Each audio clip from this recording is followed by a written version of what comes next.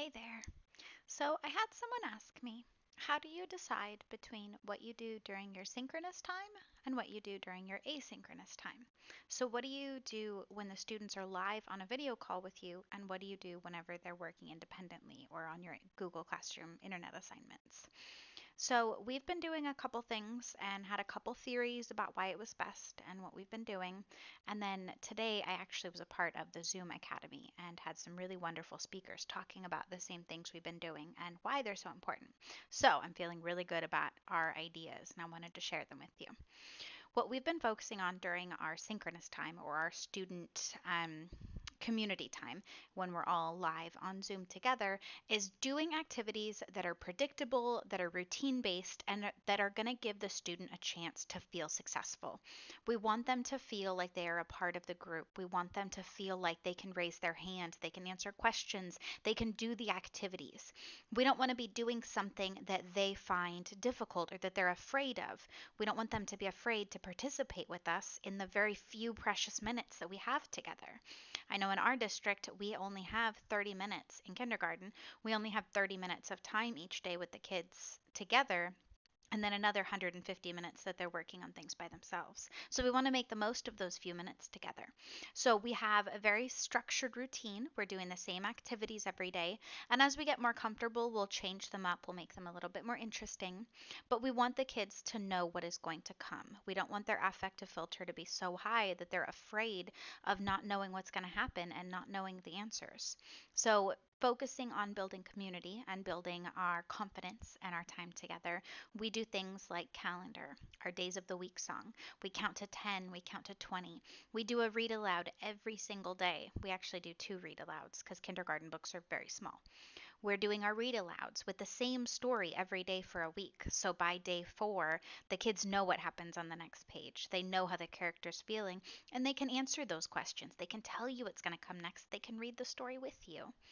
And then we have things like our phonics practice and our whiteboard practice. Now our whiteboard practice is my favorite time because the kids all have their name on their photo on their video on Zoom, so they can draw their picture of the capital letter A and hold it up, and we can tell them, oh, great job, so and so. Oh, I see so and so holding their pencil. So great.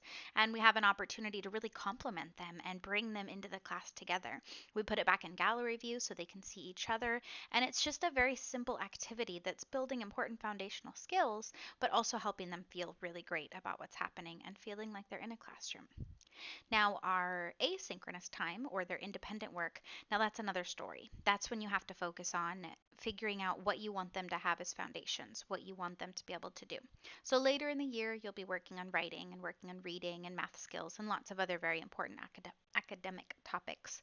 But at the beginning, it's again still about foundations, getting routines set up. So we did things like name pages and morning work, very simple activities at the beginning that were time consuming, but had them looking forward to their day because they weren't afraid of what was going to happen. We wrote our names on our whiteboard 2 times a week for the last 2 weeks, and that was an assignment. They had to watch a video of us demonstrating and modeling the activity, and then do the same thing and take a picture of it. I have another video and another blog about how to upload pictures of assignments, and you can check that out. Um, but it gives them a chance to work on things that you don't need to watch. You don't need to see their letter A's every time they do it, but they do need to practice it. So giving them things that they can practice independently or with the help of their parent, and not worrying at the beginning about things being perfect. You want it to be comfortable. You want it to be straightforward. You really want to maximize on their understanding and their comfort trying to ease into this.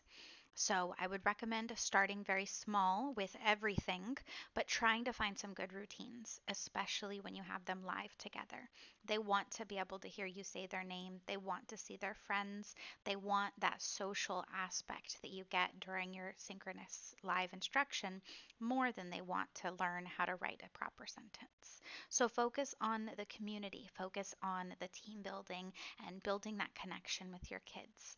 Keep it simple. It'll get more exciting as you go, but those simple foundations are really going to give you a good start to your year. Good luck.